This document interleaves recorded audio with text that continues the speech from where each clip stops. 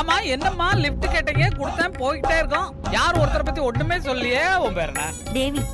தேவி பாலா. ஐயோ என்னம்மா ஒரே சினிமா தியேட்டர் பேர வச்சிருக்கீங்க. டிக்கெட் எடுத்தா படம் பார்க்கலாம். ஐயோ என்னம்மா எங்க வீட்ல ஒரு பழைய படம் இருக்கு, நான் பாக்குறதே இல்ல.